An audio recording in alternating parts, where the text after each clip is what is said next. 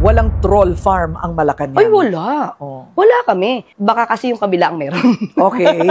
Well, kaya nga, pero kung mag-aakusa ito sa inyo, dapat may resibo. Sa PhilStar, binabanat-banatan tayo ng Rappler. Eh, sabi ko, the only option that we have is social media. Kaya June kami nag-concentrate. Kaya nag-hire ako ng libo-libo na troll army. Magandang araw po sa inyo mga banateras. Ako po si Banat Girl. Ito po mga banateras, panoorin natin ito at sabay-sabay po tayong mag-react sa comment section. Alright, panoorin na po natin ito mga banateras. Mag-comment po kayo sa comment section at huwag po ninyong kalimutan mag-subscribe, i-like at i-share ang ating video. I am not Filipino for nothing. Mahalin po natin ang Pilipinas. Ito na po. Naisipin mo paano kaya mamutla to si Boying? Hindi malamya. Anong ibig mo sabihin na hindi malamya? He has always been and will always be evidence-based. So, yung mga statements na ganyan is a matter of opinion and we respect everybody's opinion, pero I think results will show na hindi malamya ang ating ombudsman ngayon. Ayun, sip-sip! Utoy! Huwag kang gumaya kay Claire. Ha? Huwag. Siyempre, spokesperson ka.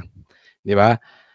But, good thing dito kay Utoy, hindi naman niya binaling sa Duterte. Kasi kung si Claire yan, kunwari si Claire, nakakalungkot po. Bakit sinasabi niyong malamya? Kunwari siya ang spokesperson ni Boy. Nakakalungkot po bakit sinasabi niyong malamya si Boying. Hindi niyo ba nakikita na nagtatrabaho ng mabuti si Boying? Hindi katulad ni BP Sara na papasyal-pasyal lang. Sino ang malamya sa kanila? Buti. Ganun di ba? Laging kailangan medyo may pitik lagi. Di ba? Laging binabalik sa Duterte. Siya naman hindi niya binalik. Pero sinungaling. What are you talking about the result? Di ba? Anong evidence-based ang sinasabi mo? Yan na nga ang ebidensya. Siguro 99% ng mga politiko na hindi bias alam na ang mastermind si Bongbong tsaka si Tambi. Ba't hindi imbestigahan?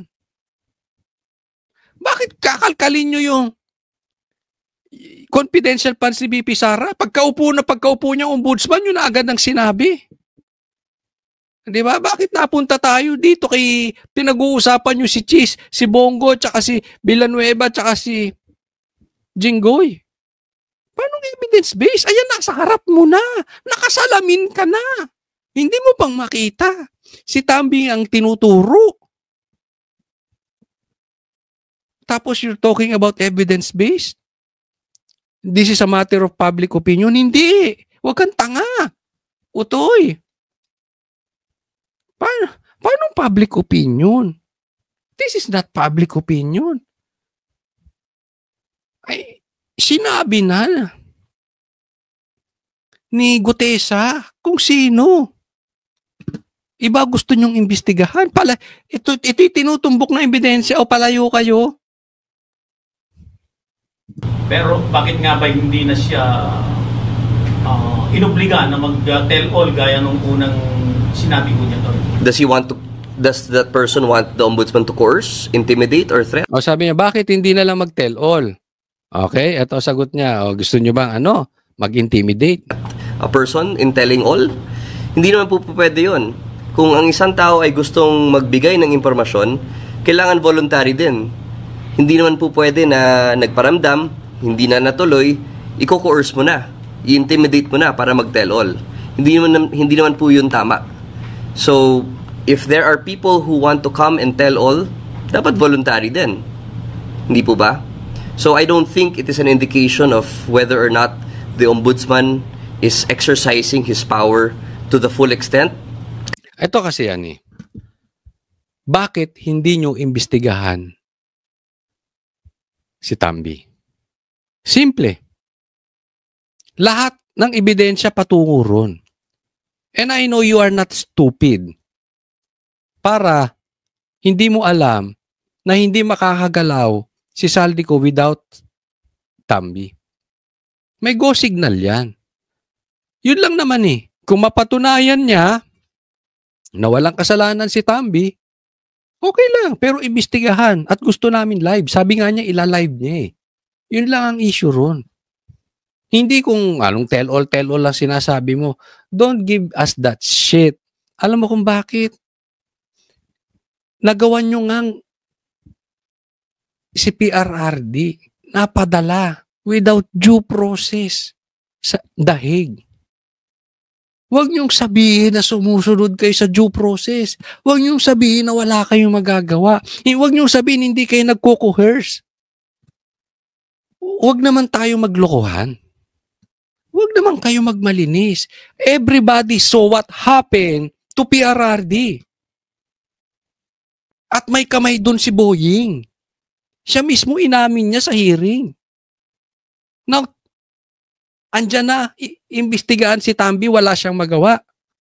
Pero nagawa niya yun sa dating presidente na napakalaki ng mandato na mahal ng mga Pilipino until now. Parang kakalukuhan yung sinasabi mo, Butoy. Ha? Huwag nyo naman lukuhin ng Pilipino. Kasi kung gusto ni Boying, alam namin kaya niyang gawin. Kaya niyang imbestigahan si Tambi. Kasi ano po yan, that is something that you have to treat very delicately and sensitively. And if he were in this position, if he wanted to force a person to do that, hindi naman ata yun tama din. No? So let's give the ombudsman the not the leeway, but let's give him the time to. Hindi yun eh. Kaya sabi mo, hindi naman pwedeng gamitin ng puwersa. Kaya nyo yan. Kung hindi man puwersa, kaya nyo. Kung nagawa nyo kay PRRD, kaya nyo imbestigahan si Tambi. Make an informed decision to gather all the evidence and verify it from different sources. Ang problema nga, kung be-verify, baka kasi tinuturo ng ebidensya, yung verification ninyo, may killing. Yun. Diba?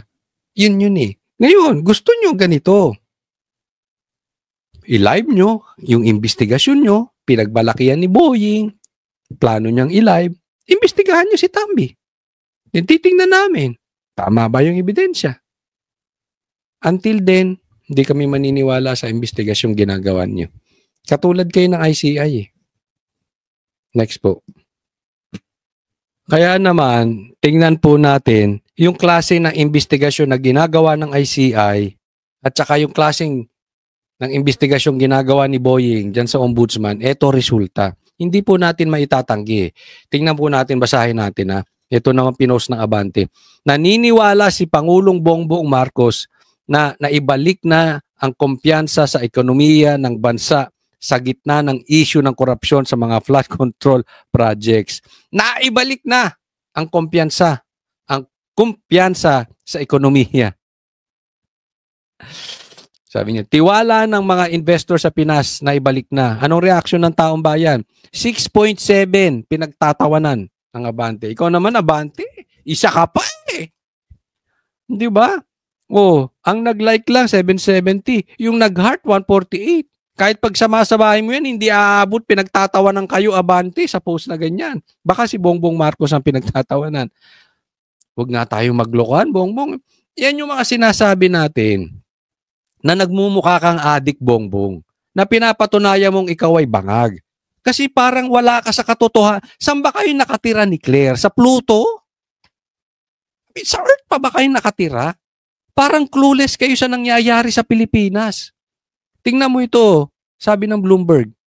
Philippines 6 fix for world's worst performing stock market. Pilipinas na po. Worst performing stock market. Anong pinagsasabi mo na yung investor? Yan ang sinasabi natin, hindi mo pwedeng lokohin ng investor.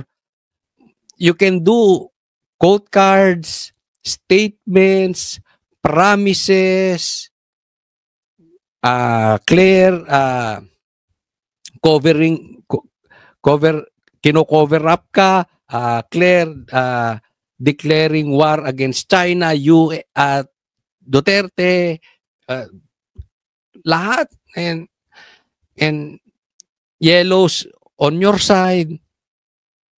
Pero yung investor, pag walang tiwala, walang tiwala. Hindi nyo mapagtatakpan yan. Not even Claire. Kahit anong banat ni Claire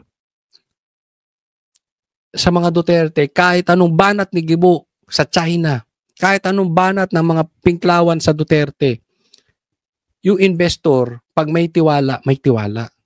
Hindi natin pwedeng itago. Yung taong bayan, hindi mo rin itago. Ito na mo pinagtatawan. Kaya nga sabi ko, wala nang ginawa to si Bongbong Marcos kung hindi mangako. Parang nanliligaw ng Pilipino. Puro pangarap, kahibangan, kasinungalingan. Ikaw nga, sige nga, try mo mag-invest ng bilyon sa Pilipinas. Baka hindi mo gawin eh. Ikaw mismo hindi tiwala. Huwag nyo lolokohin ang taong bayan. Kasi the more nyo niloloko ang taong bayan, tapos nakikita nila hindi nyo sinusolusyonan yung problema sa korupsyon, and you are just concerned and attacking Duterte, kitang-kita na wala kayong pakialam sa taong bayan, but you and your power and your dream and for you to stay in power. Yun lang ang concern nyo. Kita ng taong bayan yan. Diba? Tapos yung mga klase ng investigasyong ginagawa ng ICI mo, netong si Boying, walang kwenta. Kung hindi nyo tutumbukin ang mastermind, kahit paikot-ikutin nyo yan, ang investor magsisilayasan. Tandaan nyo yan. Until seryosohin, etong investigasyon walang mangyayari. Ang gulo-gulo ng ombudsman, ang gulo-gulo ng ICI, Blue Ribbon, parang noontime show. Kanina nakita nyo yung pambobola ng ombudsman patungkol sa investigasyon. Tapos, si Bongbong naman. Ngayon, tingnan naman natin yung ICI. Kaya, nananatiling walang tiwala ang taong bayan dahil sa mga bugok na investigasyon at mga pangako nitong mga taong to. Bongbong, ombudsman, then now ICI. Pag-usapan po natin. Nagsagawa na ng technical briefing ang House Committee on Government Reorganization kaugnay ng mga panukalang batas na inihain sa Kamara para palakasin ang kapangyarihan ng Independent Commission for Infrastructure o ICI. Partikular na ang House Bill No. 4453, ang legislative measure na nagsusulong na likhain ang isang independent commission para imbestigahan ang maling paggamit ng pondo para sa flood control at iba pang infrastructure projects. Gayun din ang House Bill No. 5699 na layon ding lumikha ng kahalintulad na komisyon na may kapangyarihang magsampa ng kaso, maglabas ng subpoena, contempt order, hold departure order. Ito, tingnan po natin gusto nilang palakasin ng ICI. Okay? Merong silang bibigyan ng kapangyarihan. Magkaso, maglagay ng hold departure order, magsabina, etc., etc., etc. Palalakasin. Pero po, ito masasabi ko dyan. Alam nyo, ang dapat gawin dyan sa ICI na yan, buwagin na yan. Kasi palalakasin yung ICI. Pero ayaw nyo naman yung investigasyon nyo i-live. So, ang problema, walang naniniwala sa investigasyong ginagawa ninyo. Tapos pag pinalakas nyo yan, magiging harassment lang yan sa mga kalaban nyo sa politika. Wala po tayo sa issue kung yan dapat palakasin or hindi. Gawan nyo muna ng paraan na i-live yan. Tapos gusto namin maimbestigahan ng Ilocos Norte. Kasi kung idinidiin nyo si Diskaya, napakaraming proyekto ng Diskaya sa Ilocos Norte. Bakit gusto nyo idiin si Bongo? Bakit yung Ilocos Norte sinasabi ang dami? Ha? Ang daming kalokohan dyan. Ba't ayaw imbestigahan ng ICI? Tingnan nyo, anong resulta ng ICI? Iimbestigahan si Saldi. Iimbestigahan si Villanueva. Iimbestigahan kung sino-sino iimbestigahan. Si Tambi wala. Hindi nyo pinasa sa ombudsman? Pumunta dyan si Tambi sa inyo. Ibig mo sabihin, absuelto si Tambi? Hindi nyo nakitaan para ipasa sa ombudsman?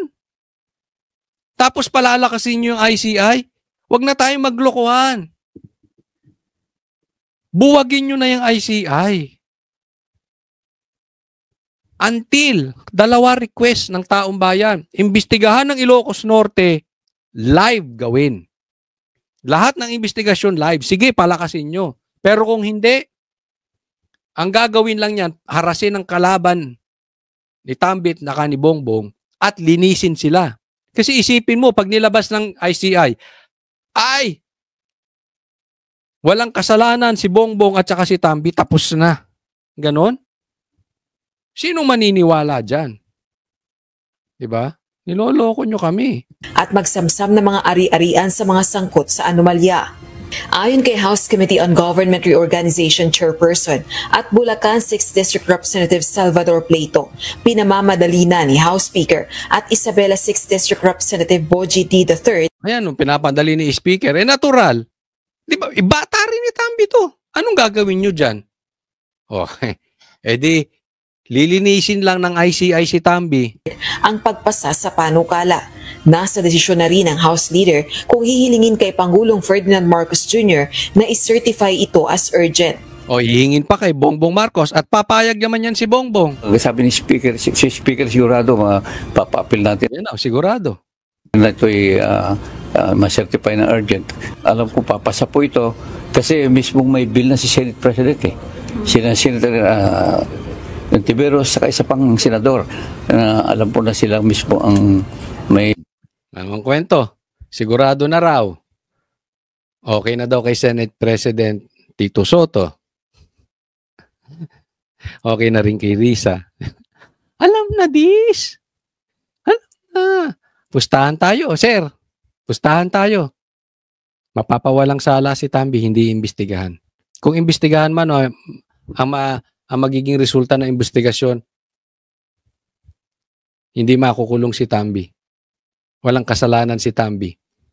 Or pabababain ng kasalanan ni Tambi na kunwari negligence na lang. Or pinabayaan niya. Pero hindi siya kasama sa nagnakaw. Hindi siya kasama sa ghost projects. Naman, alam na yan. Coach, anong patunay mo na hindi may imbestigahan? Kita nyo na nga nangyayari. Hindi naman iniimbestigahan si Tambi. Inimbestigahan, wala namang, hindi ipinasa sa ombudsman, iba focus nila. Inimbestigahan bang Ilocos Norte? Wala rin. Panukalang batas na doon. Dagdag pa nito, target nilang ipasa ang panukalang batas bago matapos ang buwan ng Nobyembre. Samantala, madaliin talaga, November 30. Bago rin matapos ang November. Siyempre, November 30, may malaking rally. Naku, pambira. May pag-uusapan natin, maya lang ha. May rallying malaki ang Iglesia ni Cristo. Tapos November 30, ito daw yung malawakan. Yan ang pinaghahandaan ng mga yan. Kaya para yung galit ng taong bayan, mapunta rin sa ibang, yung mga hindi talaga kakampi nila eh. Diba? Ibabaling sa iba. Sigurado, kasalanan na naman ng Duterte yan. Yan ang madidiscover ng ICI na yan. Naku, puro kalokohan. Ay, next po tayo. Ito po, pag-usapan natin itong sinabi ni Kiko Barsaga. Ha? Matapang talaga itong mama na to. Alam nyo, minsan, meron akong hindi agree sa mga diskarte nito si Kiko Barsaga. No? Sabi nga, wala namang perpekto eh. Pero pag titingnan po natin, talagang may pakinabang din si Kiko eh. Dahil, alam nyo, buwis, ano to eh? Buwis buhay. Talagang tinayaan niya na lahat eh. Yun ang gusto nating makita sa isang tao na bagamat maraming kapalpakan, okay? Hindi ko sinasabi, lahat ng sinasabi ni Kiko ay tama. Meron din siyang mga mali, sa tingin ko sablay. No? Pero nakikita nyo naman, pinupuri ko siya dito sa vlog natin, doon sa mga Ako'y naniniwala, tama naman. Ito, isa doon sa mga tamang ginawa niya. Sabi niya, either Marcos removes me from Congress or I remove him from Malacanang. There is no in between. It will all end this month. And hopefully, tama si Kiko. And hopefully, ang matanggal si Bongbong. No? Ito yung sinasabi ko na talagang todo siya. Hindi yung para lang nagpapalakas lang, etc., no? Kung itong sinasabi ni Kiko ay kaya niyang panindigan hanggang dulo, bilib ako dito kay Kiko. Unless na lang, doon sa gitna, makita natin, nagbago-bago, budol din pala. No? So, pero sa ngayon, hindi ko muna siya huhusgahan, at sa ngayon, ako'y believe dito sa kanyang sinabi dahil todo to. Diba? Wala akong pakialam sa aking posisyon. Wala akong pakialam kung ano mangyari sa akin. Basta importante, matanggal si Bongbong Marcos. Matanggal yung mastermind ng Ghost Projects. Matanggal yung mastermind ng Nakawan. Kasi po, pag tiningnan nyo po, iilan lang ang senador na maingay. Iilan lang din ang congressman na maingay. Diba? Bakit? Kasi karamihan dyan nakinabang din. Ang hirap magsalita unless malinis ka. Diba? Pansinin nyo sila Cheese, sila Cayetano, sila Marcoleta, kaya todo sila eh. Kasi kahit silipan sila, ng silipan, alam ng taong bayan na talagang binabanatan lang sila pero peke yung binabanat sa kanila. Dahil wala talagang makakalkal na magnanakaw sila. Yun, yung iba tahimik. Mas maraming tahimik. Kaya siguro yung mga ganitong klase na katulad ni Kiko Barsaga, sana ay dumami pa. Hindi lang sa Congress, hindi lang sa Kamara, gano'n na rin sa Senado. Pero sana totoo lang. Yung todo, hindi yung pakitang tao lang na tapang-tapangan, tapos wala naman pala. 'Di ba? Urong din naman, pag nabayaran, yung pala nagpapalaki lang ng presyo. Yung iba nagpapalaki lang ng boto kasi may pangarap tumakbo sa mas mataas na posisyon. No? Pero hindi ko pinagbibintangan si Kiko, kaya nga sabi ko, pinupuri ko siya dahil ganito ang mga kailangan natin. And hopefully, hindi po magbago to si Kiko Barsaga. And hopefully, tama siya. Matapos na tong problema nating sakit sa ulo itong November na ito. Let's keep on praying. Kung kanina napag-usapan natin yung tapang ni Kiko Barsaga patungkol sa ingay sa Senado, ito naman pag-usapan natin yung tapang ni Lito Lapid o pambira. Yung pagbabalik po ni Senator Ping Lacson as Blue Ribbon Committee, ano po yung reaction niyo? Welcome na welcome po kasi alam niyo, credible naman talaga si naging chief PNP yan eh. Ay, talaga investigador yan eh. Kaya yun, magandang ibinalik sa kanya kasi alam ng taong bayan eh, talaga pag nag-imbestiga yan, totoo. Nagwawala si Lito Lapid. Sinisigawan yung press. Hindi, para kay Lito Lapid, nagwawala na yan. Di ba hindi naman nagsasalita ito kung hindi sa pelikula? Di ba? Wala nga sa hearing yan. Nagkabutuhan dati, nagboto lang, parang masama pa loob. Hindi nagsasalita ito si Lito Lapid. Wala yan, walang interview yan pagtungkol sa politika. Baka interview sa pagiging artista. O doon sa pagiging artista niya, madaldal siya ron. Pero pagdating sa politika, wala. Kaya yung sinasabi niya yan, ni Lito Lapid, galit na yan. Oo, parang nag-uhurmentado na yan. Nagsisisigaw. Pambira ka, Lito Lapid. Minsan ka lang magsalita, sablay pa, anak ka ng probinsyano. Pag nag-imbestiga, sabi niya, dapat tama lang na bumalik si Lacson. Pag yan ay nag-imbestiga, totoo lang. Pambira. Gigil na gigil kay Gutesa. Si Gutesa ang sinabi, naghahatid siya ng pera kay Saldico at saka kay Tambi. Tapos ang iimbestigahan ni Lacson, si Gutesa at saka yung notaryo. Ang layo naman sa... Kala ko ba, sabi mo, pagka nag-imbestiga, totoo. Minsan ka na magsalita, wala pang kwenta, Lito Lapid. Lumayas ka na nga dyan. Hindi natin mapapalayas yan. Senador yan eh. Binoto ng tao. Kayo naman kasi taong bayan. Makita nyo lang artista, sige kayo boto. Walang paninindigan. Wala nang, ay nako. Walang kaplastikan, walang kinakampihan. Kaya walang kaplastikan? Hindi ba kaplastikan yun? Inilayo niya investigasyon kay Tambi?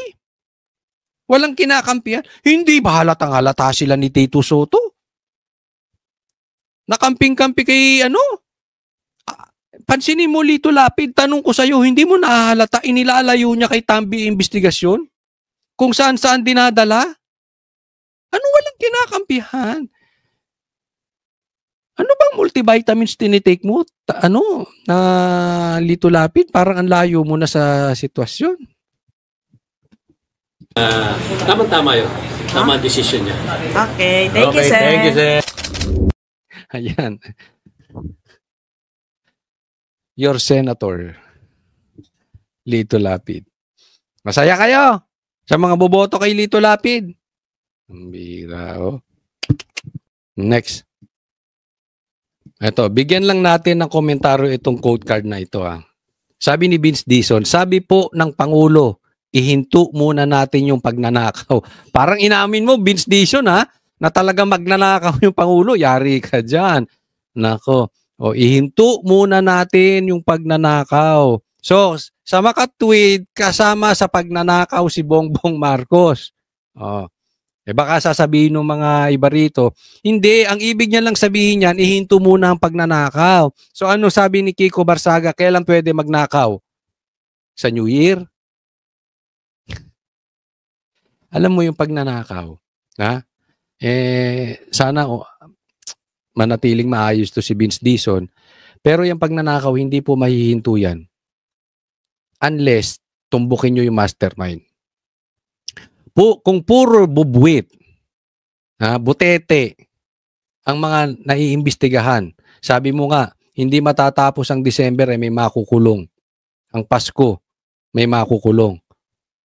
Kung ang makukulong lang sa DPWH, contractor, hindi po masaya ang Pilipino. Akala nyo matutuwa ang Pilipino dahil may napakulong kayo. Kasi alam mo, ang gusto makita ng mga Pilipino, ang inaakala ni Bongbong Marcos, ay may resulta, may makulong. Tama naman kayo doon. Dapat naman talaga may makulong. Hindi kayo puro investigasyon lang. Wala po tayong problema doon. Ang nagiging problema po natin, kung ang ipakukulong nyo ay puro lang kaalyado ng Duterte or puro kontraktor or puro DPWH. Yes, kung dapat sila ikulong, dapat sila ikulong.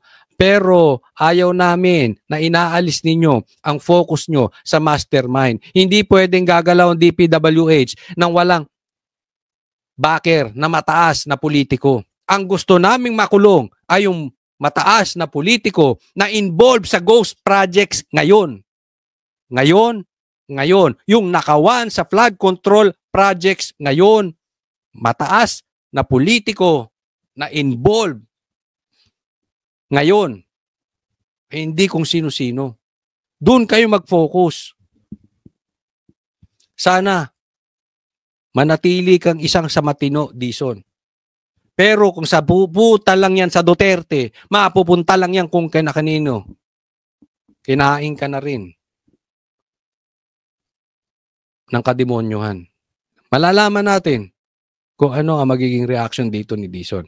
Siya ba talaga ay titindig sa tamang investigasyon. Ang gusto ng Pilipino tamang investigasyon, makulong ang magnanakaw ng ghost project sa Bulacan, sa Ilocos Norte at kung saan-saan pa. Doon po tayo mag-focus, Secretary Dizon. Next po tayo.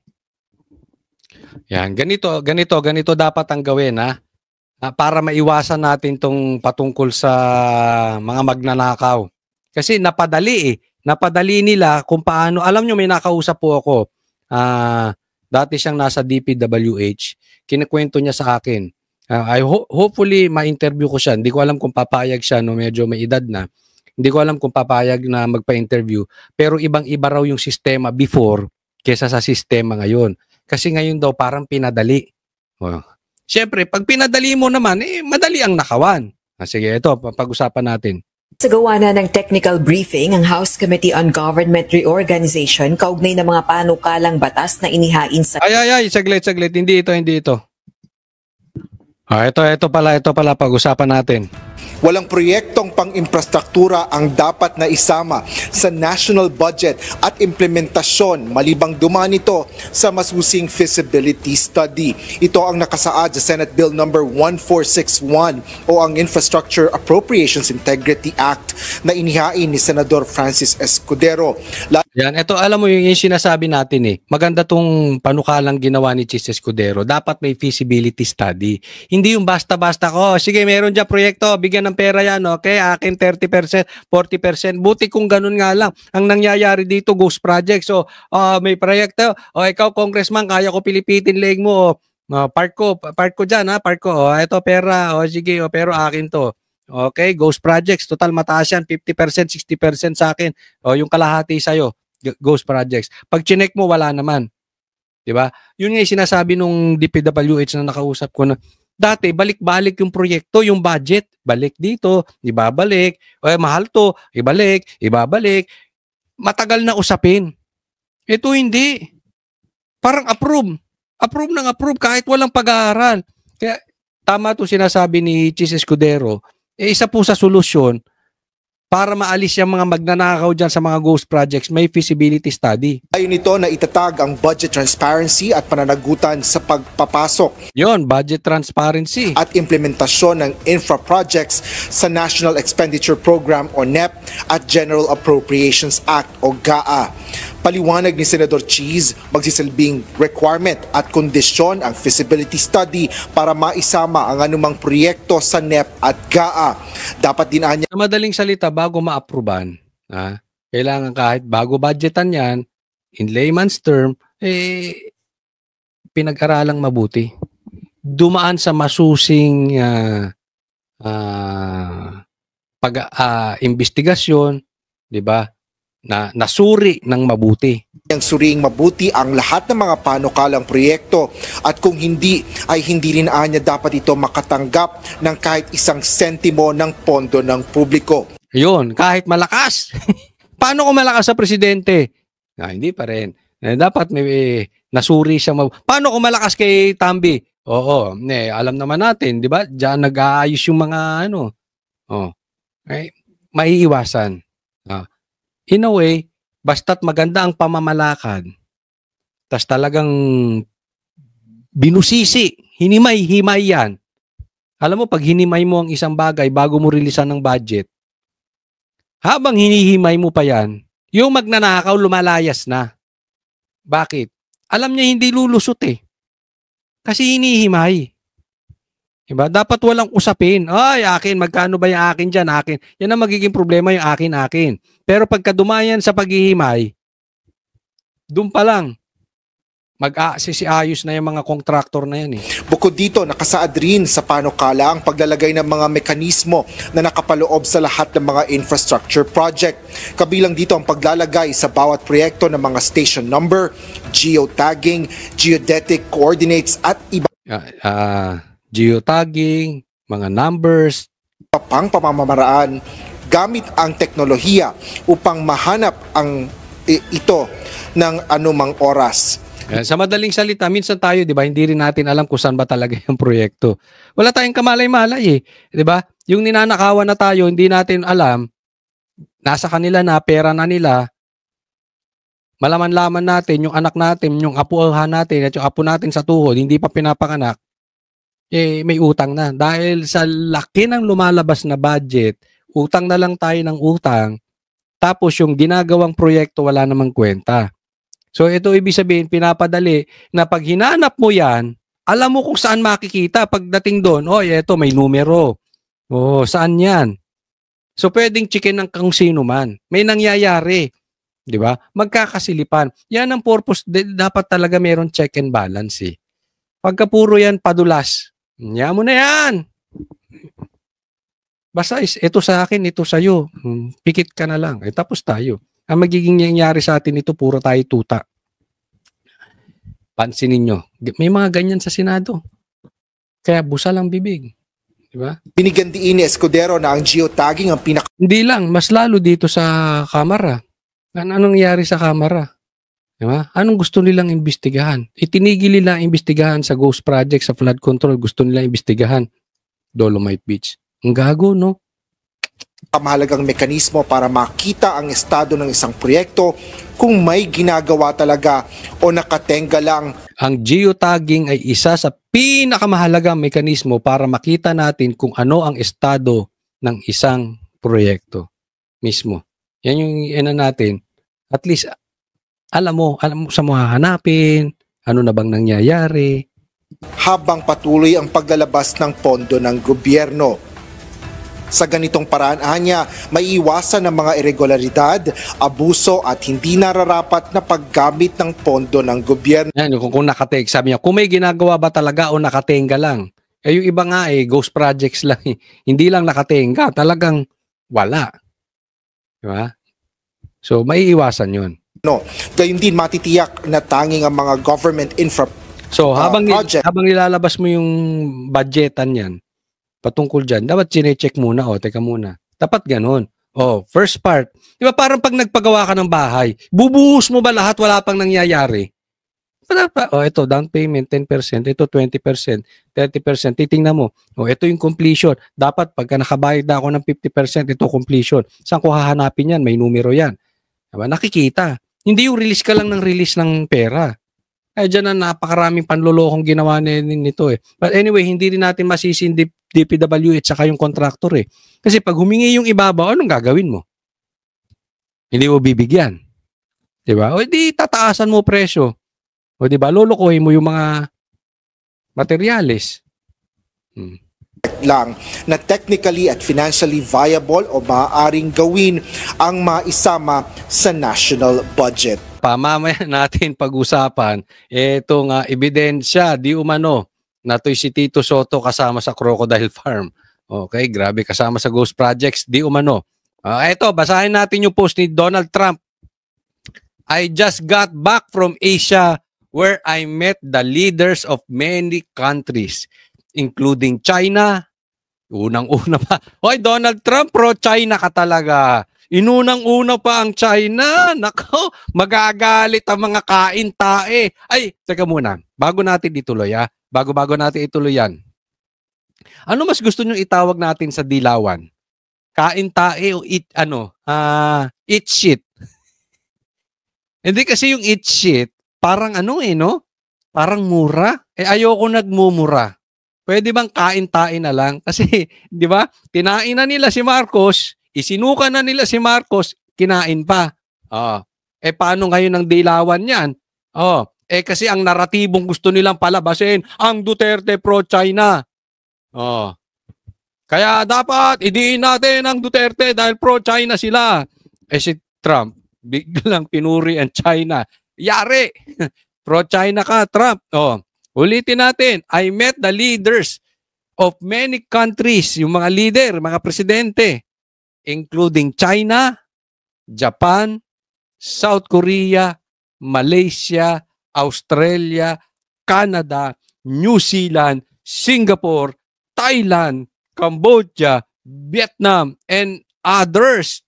Pambira, ang dami mong na-meet na leaders, na presidente o prime minister yan. It was great honor to meet them, but more particularly to see that America is respected again. Respected like never before. Teka muna. Donald Trump, hindi ba kayo nagkita ni Bongbong Marcos?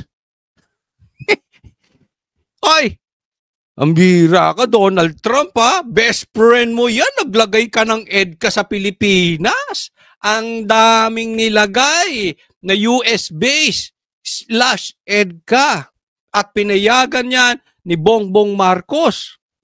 Tapos hindi mo man lang binanggit yung Philippines. Ano kami, others? Diyan ka, kasama kami sa others? Pambihira naman, no? Proud na proud pa naman si Bongbong na na-meet ka niya. Pinuntahan ka pa niya. Hindi niya sinama nga lang si Lisa. Nasama ng sama pero hindi siya pumunta. Ay, pambihira. Ewan ko. Ako, Trump, may tanong. Pro-China ka? Pro-China? Pro-China ka, Trump? Ay, isa pa, pangalawang tanong. Trump, President Trump, kasama ba kami sa others? Patay na naman. Manggagalaiti ka. Titirahin ka ni Claire. Pag si Bongbong Marcos tumago sa palda ni Claire, yari ka na. Titirahin ka na, Claire. Ang sakit nun. Ay, nako. Patay na naman ang naratibo ng Dilawan. Hindi nyo na talaga pinagbigyan ng Dilawan maka-epal. Yung mga epal moves nila. Pambira, no? Well, anyway, ito yung masasabi natin na talagang bubwit. Sa mata nila, bubwit. Tatandaan nyo po, si PRRD, binigyan pa ng China ng red carpet. Si Trump, nakakausap niya si PRRD. Ito si BBM, ginawa niyong saling pusa. Ginawa niyong others. Di ba? Kakahiya itong si BBM. Ito, tingnan natin Ito, ito matindi to. Sige. Alam ko napanood nyo na to itong epal moves ni Bongbong Marcos. Pero tingnan nyo, ito yung kabuuan. Ito yung konteksto para maintindihan nyo na nakakahiya talaga to si Bongbong Marcos. Okay? Sige, samahan nyo ako, panuorin natin I-interpret ko kung ano yung sinasabi. 밝은 미래를 열어가기를 기대합니다. Sabi niya, si Bongbong Marcos, wag mong pansinin yan kasi puro lang yung pangako pero hindi naman tinutupad. O yan. 어제 저녁 나비가 날아다녔습니다. 너무나도 아름다운. Wag, bangag yan. Sabi ni PRRD, bangag yan. At ako'y mas naniniwala kay PRRD.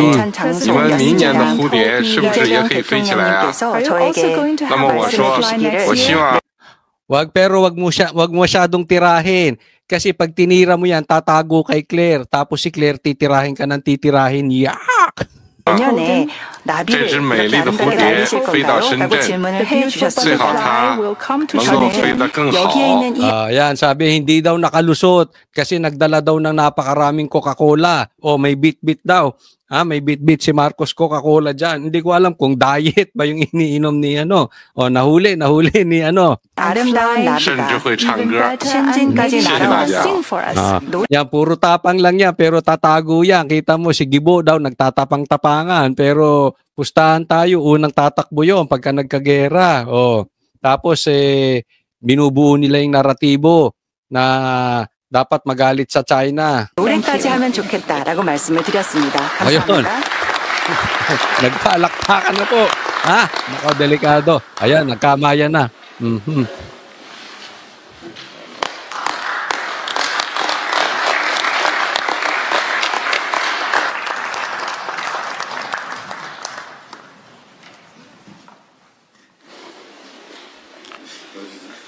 Ayun! Umepal! Hoy! Umepal! Ang dami na raw nilang napag-usapan dyan. Meron na daw silang business agreement. Ayan, nilapitan. Yes, please wait for a moment. Narinig nyo sinabi? Please wait for a moment. Kita mo, nakakahiya tong animal na ito. Hindi, yung sinasabi ko kayo, hindi po yun ang interpretasyon. Hindi po ako marunong mag-Chinese o Korean. Hindi ko alam kung ano pinagsasabi. Pero ito, matindi ito. Ito talaga nakakahiya tong si Marcos na ito. Ang masama nito, hindi lang si Bongbong Marcos po. Bit-bit niya po ang Pilipinas. Masakit po ito dahil talagang from red carpet nandito na ginawa kay PRRD, red carpet treatment para sa Pilipinas, ang ginawa kay Bongbong talagang parang ito yung parang tropa mo na alam mo, na-imagine ko to sa vloggers Kwentuhan lang to Huwag kayong magagalit. Kunwari si PRRD, si President Xi. Hindi naman siya kasali sa usapan. Tapos yung isang vlogger biglang lumapit kay PRRD. Wala sa ayos. Hindi pa tapos yung kung kailan pwede na ang kamayan, hindi pa tapos yung event, bigla kang lalapit. Hindi naman ikaw ang kausap, patapusin mo muna. Parang ganon. Maka-epal lang. Alam mo kung bakit? Sa kwentong vlogger lang ha. May mga ganyan kasing vlogger, mahilig sa mahilig sa optics. Pero kung tutusin, hindi naman talaga kilala ni PRRD. Parang ganun lang, example lang. Parang ito, wala namang pakialam talaga si sa kanya. Baka nga hindi tinuturing na kaaway ni si President Bongbong kasi walang kwenta eh. Di ba? Alam mo yung epal moves, yung ginawa ni Bongbong Marcos, it's not right for a president na gawin. Dapat mag-iingat kayo, Bongbong, sa mga ginagawa nyo kasi bit-bit nyo Pilipinas. Di ba? Kita mo ang layo ng treatment. How presidency respected PRRD. Si Bongbong parang hindi. Parang may sabog ka ba niyan, Bongbong Marcos, nung pumunta ka dyan? Hindi ako yung nagtatanong lang kung bangag ka nyo, nagpunta ka dyan kasi binanatan mo tapos lalapit ka na para kang tuta. Diba? Presidente ka, oy! Parang gago. Tinira mo eh. Dapat pag tinira mo, panindigan mo na. Hanggang dulo, para kang anak mo, tinitira si Basti. Urong naman ang urong. Tinitira si Pulong. Urong din naman ang urong. Pag bumira ka, banata mo na dire-diretso. Ano yan? Para kang plastic. Kaya mag-iingat po kayo kay Bongbong. Etong senaryo na yan, that is budol picture. That is traitor picture. Pag sa tingin niya, babanatan ka niya at may pakinabang siya sa'yo, sa pagbanat niya sa'yo, sa paglaglag niya sa'yo, sa pagtira niya sa'yo, titirahin ka. Pero, kung may pakinabang siyang kabatikan niya, babatiin ka. Ganyan po yan. Kasi binabanatan niya dahil nakita niya, naririnig na maraming tao, optics. Diba? Labas sa balita sa Pilipinas. Tapos si Trump nandiyan dyan. So nagmamalaki siya. Nandiyan dyan ang Japan. Binabanatan niya ang China. Nung hindi click, hindi ubra kay Trump, kamay-kamay ka ngayon. Diba? So, hindi siya talaga kung anong tayo. In short, pabaklang desisyon. Sa lalaki, walang backbone. Kung ano yung pakinabang. Ganyan po katangian ng traidor. Pag may kailangan ka, pakamay-kamay. Akala mo ang bait, akala mo santo. Pero pag wala ka ng pakinabang, basura tingin sa'yo. Suka ang tingin sa'yo. Hindi lang kay PRRD ginawa, pati kay presidency. Ganyan po katindi presidente natin. Ito, tingnan po natin to Ayan, tingnan po natin kung gaano ka-plastic tong gobyerno ni Bongbong Marcos. Pakinggan mo yan. Para kang tutang nakikipagkamay sa China. Tingnan mo, etong sekretary mo. Would you talk to, or would you offer to talk to somebody who slammed your country that way? Of course not. Sus, may paganyan-ganyan ka pa. Kasi yung binatukan, yung ginanon yung bansa mo, makikipag-usap ka, hindi naman ginanon eh. Kayo lang ang gumagawa ng gulo. Hindi naman namin kaaway ang China. Naratibo nyo lang yan. Yan ang gusto nyong palabasing istorya na paniwalaan ng Pilipino nang magalit sa Duterte. Huwag nyo nga kaming niloloko. Si Bongbong nga parang tuta nakipagkamay. Lapit-lapit pa. Inapakan niya yung pride niya. Kinain niya na, suka niya para mga dilawan. Eat shit. Kinain ng tae. Itinain niya na China. Ngayon lapit-lapit siya. Idol lang, kaya magka-idol talaga lang dapat nagsasama ang dilawan tsaka loyalista. Ang dilawan tsaka si Bongbong talagang dapat nagkasama. Bakit? Kumakain ng tae. Diba? I mean, wala namang problema na magbago ka ng isip. Kung nakita mo yung nag-iba yung tao. Halimbawa, nagbago yung isang tao, dating addict, wala akong tiwala, nagbagong buhay, okay na yun. Diba? Ito wala naman kayo nakita eh. parehas lang. Depende sa pakinabang nyo. Depende sa istorya nyo. Depende sa naratibo ninyo. Pagpapasok sa inyo, kain-kain kayo. O, tinan mo ikaw, ang tapang-tapang mo. Yung naglagay sa iyo dyan, wala ka dyan sa posisyon kung hindi kay Bongbong Marcos eh. Yung, mas magaling ka pa kay Bongbong. I mean, if I would be willing to talk, if there was a semblance of good faith. Walang nakitang sinseridad si Defense Secretary Gilberto Teodoro III sa China. Ito ang dahilan kaya hindi niya kinausap ang kanyang Chinese counterpart sa katatapos lamang na 19th ASEAN. Walang sinseridad ng China. Ay ba't kinakausap ni Bongbong Marcos? Meron na nga daw silang plano, dami na daw na pag-uusapan. Ano yung si Bongbong? Tanga lang? Ha? Ganun ba ibig mo sabihin? Tanga lang talaga si Bongbong? Kaya kinausap niya China? Ba, mas matindi pa ito. Nakakita na kayo ng dangaw na nakatungtong sa kalabaw? Matindi ka pa pala sa presidente mo. Defense Ministers meeting sa Malaysia. Sinabi ni Secretary Teodoro na hindi niya nagustuhan ang pahayag ng China na tinatakot umano sila ng Pilipinas. Kung nagpakita ng sinseridad, kakausapin ko bakit hindi. Pero kakausapin mo na the day before sinabi bina-blackmail natin ng China. Pagkatapos magbago daw tayo ng mend your ways. Buti nga hindi siya kinarati dun eh. Buti hindi siya kinungpo. Magagaling ang Chinese sa kungpo. Anong sinceridad are you talking about? Anong sincerity ka dyan? Si Bongbong binanatan nga yung China eh. Na hindi wala sa lugar. Hindi po ganun ang akto ng ASEAN.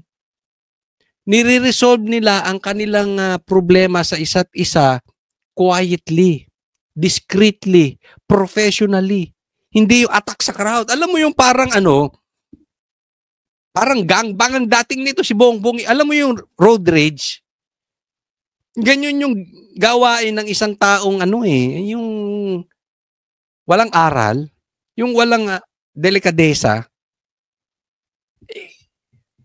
Formal yung lugar, hindi ganun inaayos. May mga gusot sila dyan sa ASEAN pero hindi ginaganon.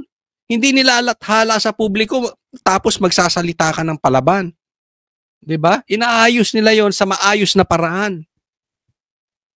Ang ginawa ni Bongbong ganun, no, tingnan mo. Tapos makikipagkamay siya. Buti hindi siya kinarati-karati ni Sidon. 'Di ba? Sinong sincere ang sinasabi mo, Gibo? Yung presidente mo nga sincere ba yun? Ano ba ang papaniwala namin kay bibirahin ng China o makikipagkamay na parang tuta? Sampal sa mukha yun, kaya hindi ko tatanggapin. Sinabi ni Teodoro na sinusunod din niya ang pahayag ni Chinese President Xi Jinping na labanan ng unilateral bullying sa Asia-Pacific Economic Cooperation o APEC Summit sa Korea. Ba't pag tayo ang nagre-resist, ayaw nila? Hindi ready yung script eh. Gusto mo sagutin ko? Sabi niya, bakit pag tayo ayaw nila? Hindi ready script. Alam mo sagot dyan? Simple lang. Ang tagal ko na sa mundong ibabaw, wala naman tayong problema sa China. Never naman tayo nagka-problema sa China. Wala naman tayong gera sa China. Ngayon, bigla na lang natungtong lang kayo ni Bongbong Marcos dyan. May gera na tayo agad sa China. Di ba? Bakit yung mga kain-tae dilawan? Wala naman tayo naging problema nung panahon ni Aquino. Ngayon, bigla-bigla na lang. Huwag nyo niloloko taong bayan. Panloloko po yan. Saglit namang binati ni Pangulong Ferdinand Marcos Jr. si Chinese President Xi Jinping sa APEC Summit sa Gyeongju. Ba tingin mo, sincere? Ako mabait si Xi. Kung ako presidente ng China, tinampal ko yan kaliwat kanan . Tinampal, pang. Kung ako. Hindi naman ako magiging presidente ng China.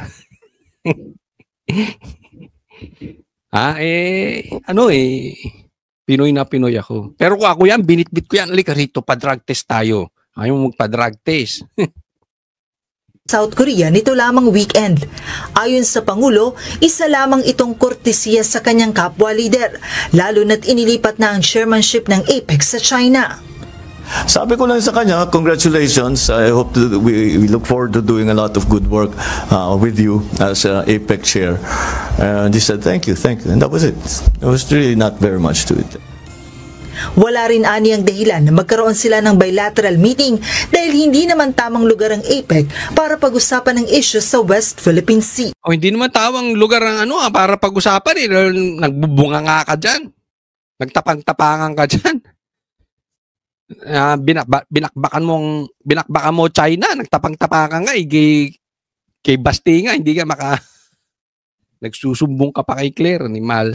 With President Xi Jinping again, neither side asked for a meeting because anong pag-uusapan namin, this is not the time or the place to talk about the West Philippine Sea. Hindi, sabihin mo, hindi kahit ako presidente ng China, hindi ako magre-request ng meeting sa'yo. Wala kang kwentang kausap eh. Gaganunin mo ako tapos yayain mo ako mag-Coca-Cola.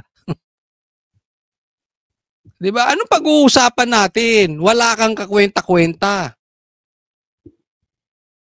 Nakita nyo ba yung pinagkaiba nyo ni PRRD? You're nothing but a position, but a title. Magkaiba po ang position, yung title at influence. Magkaiba po yun.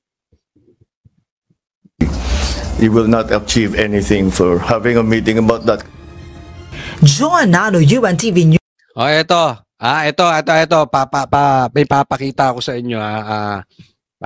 Ito, maganda to. Nako, ito, matinding pasabog ito. Nako, ito, matindi po ito. Ay, nako. Oo, basahin natin may komentaryo si Anjo Iliana. Ang sabi niya, Senator, Tito Sen, ang dami mo naman pinalabas na mga bayaran mo na vloggers. Gusto mo talaga ng laglagan, ha? Okay ba sa'yo yun? Gusto mo sabihin ko na yung kabit mo mula 2013 na pinalakad mo sa ako, pambihira. Pati kabit, pinapalakad mo, Tito Soto? Ano ba naman yan? Ano ka, torpe? Kabit lang, Sabihin mo lang, Tito Sen, at ibabox reveal ko na sa taong bayan kung sino yung kabit mo mula to. Nako, sabihin mo na, Anjo. Sige lang, banatan nyo lang ako at marami pa akong ilalabas. Anjo Iliana, matindi. Tito Soto, kasama ka pala sa mga buhaya. Di ba may asawa ka na, may kabit ka pa? Ako'y nagtatanong lang. Ha? Ay, personal mong buhay yan. Oo, nauunawaan natin. Kaya, pero pangit yun. May kabit. Di ba? Alam ba ng asawa mo yan? Naku, pambihira. Crocodile Farm, ha? Kung yung iba nangongolekta ng pera at saka ghost projects, ikaw may ghost kabit. Naku, nangongolekta ka ng babae, ha? Naku, ha? Hindi. Sabi ni Anjo, tanong ko, Tito Soto, totoo ba yan? Diba? Ako, dapat, Anjo, baka may connection yan. Sa ghost projects, dapat siguro ilabas natin sa Blue Ribbon yan. I-send mo kay Marcoleta. Hindi kasi, alam mo, kailangan, sa mga politiko, importante yung wala kang kabit. Di ba? Hindi sa pinakikialaman ko yung personal na buhay, wala tayong issue sa personal na buhay. Kaya lang, pagka ikaw ay may kabit at politiko ka, chances are, magastos. Magastos ang kabit. Bakit? Posibleng hindi isa lang. Posibleng 2, 3, 4, 5. Ibig sabihin, mahilig talaga sa babae. Hindi ko sinasabing ganyan ka, Tito Sen, na chances are lang. Posibleng mahilig talaga sa babae. Pag mahilig ka sa babae, magastos. Mapipilitan kang magnanakaw. Gusto mo sabihin ko sino yung isang senador din? Ang daming babae. Pero okay lang. Marami siyang pera, isa siya sa pinakamataas ang salin. Oh. Pero pagka naubos yung pera yun, baka magnanakaw na din yun. Oh, di ba? Mahirap. Siguro alam nyo yan, mga senador. Pagkababaero. Kaya lang, ang laging issue ko para talaga dito. Okay? Yung meron kang trolls. Ito, pangit po yan. Yung meron kang troll army. Kasi, kaya nagalit si Anjo, nagsalita siyang ganyan. Binabanatan na siya nung trolls, di umano ni Tito Soto. At eto, alam po namin mga vloggers yan. Hindi po kay Tito Soto pero nangyayari po yan. Kasi, halimbawa, si Tambi babanatan mo, dire-diretso yan, Lahat. Biglang magsisipasok. Hindi yan papasok ng paisa-isa. Bulto yan kung pumasok. Doon pa lang malalaman mo na pag chinik mo yung kanilang puro nakalak. Yung isa nga lumabas, puro Vietnamese pa eh. Di ba? Yung mga trolls. Pambihira, trolls. Concern? Mga Vietnamese concern kay Tambi? Wow! Yung mga ganon. Di ba? Kaya hindi dapat pinapayagan tong trolls. Kaya Tito, kung may troll ka, huwag mong gamitin para atakihin mo yung mga naglalabas ng pangit sa'yo, lalo na connected sa politika. Siguro kung personal, okay lang. Sige, go ahead. Pero kasi hindi po pwedeng may troll army ka dyan just to attack the people na inaatake personal mo. It means meron ka talagang inaalagaang army. Meron kang inaalagaang sundalo ng mga trolls. Ganun yun. So, doon pa lang, hindi magandang patakaran ng isang senador o ng sino mang politiko yung meron kang troll army. Na pagka ikaw ay pinuna, babakbakan mo. Di ba? Halimbawa, nakikita namin, nagka-leche-leche. Simula nang pumasok kayo ni Lacson dyan sa Senado, naposisyon ka Senate President, napasok si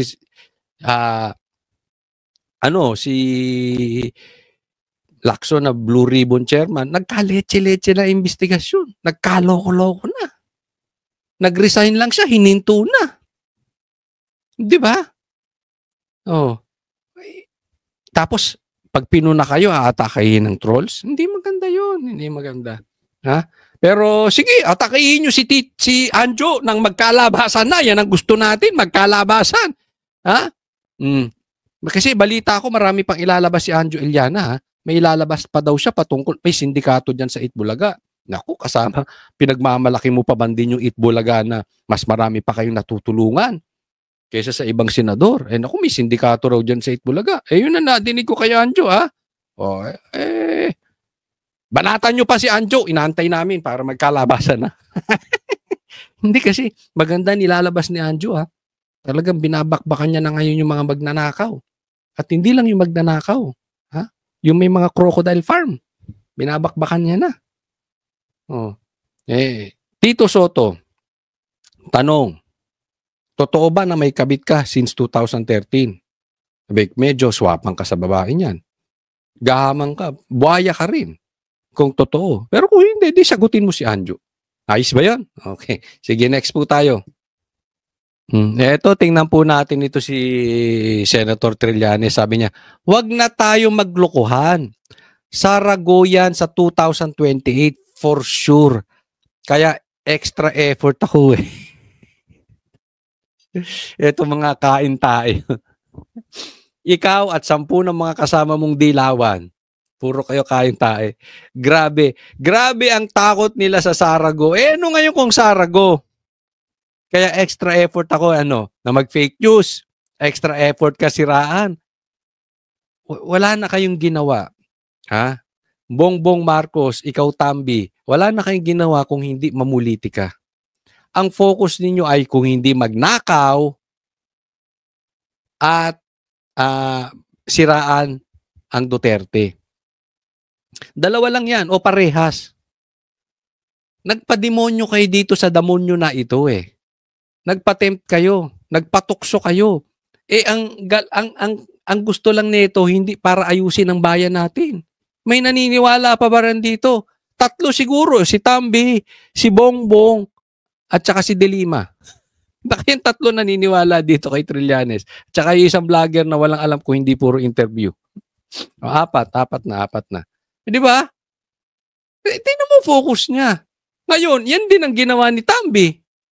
Yan din ang ginawa ni Bo. Isipin mo, 3.5 years na kayo, wala pa kayong ginagawa kung hindi bakbakan ng Duterte dahil malakas. Ba't hindi nyo labanan sa eleksyon ng tama? For the meantime, magtrabaho muna kayo. Puro nakaw, puro paninira ang ginagawa nyo, di umano. Oh. Di ba? Ito, tingnan doon. Ito, ha. Kaya naman, ito naisip nila. Kung Sara go sa 2028 election, Tulfo Ontiveros, isasabak lamang kay again, no? Advance sila mag-isip. Imbis na tulungan ng bayan natin, mahuli yung lintik na mastermind ng ghost projects sa Pilipinas. Ang inaatupag ng mga animal, paano tatalunin yung Sarago tandem? Ang gago, no? Ang gago. I mean, naniniwala ba kay Trillanes? Titinan mo ito. Tulfo Ontiveros. Ako pupusta ko sa inyo. Bagamat tayo ko nagsusugal. Pero ako sigurado rito 1,000%. Kahit pagsamahin mo pa yung boto ni Tulfo at ni Ontiveros, hindi aabat kay BP Sara. Remember this. Kaya nakaupo si Bongbong Marcos is because of Sara. Huwag tayong maglokohan. Hindi nga niya kayang talunin si Lenny. So, kung Sara lang at Tulfo ang pag-uusapan, hindi mananalo si Tulfo. Una, di ba lamang pa si Robin Padilla dito kay Tulfo? Hello? Ngayon, pagpalagay mo bakapan siya ng pula at dilaw. Kahit pagsamahin yung boto ng pula at dilaw, hindi kayo mananalo kay Sara. At alam kong alam nyo yan. Kasi kung pipitsugin si Sara, kung walang kwenta si Sara, hindi nyo sana kailangan kainin ng tae ng bawat isa. Yung pula kinakain ng tae ng dilaw, yung dilaw kinakain ng tae ng pula. Kasi nga, kailangan nila magsama dahil sobrang lakas ni Sara. At maawa kayo dilaw. Huwag nyo nang isama si Ontiveros, anak ng titing. Bigyan nyo ng malakas na partner. I mean, ilalaspag to ni Bongo. Remember this, Bongo is number 1 sa Senate nung nag-eleksyon. Record-breaking sa Senate election with, if I'm not mistaken, 26 million midterm. Let me repeat that. Midterm. Bakit kailangan ko ulit-ulitin? Mahirap po makakuha ng panalo pag kalaban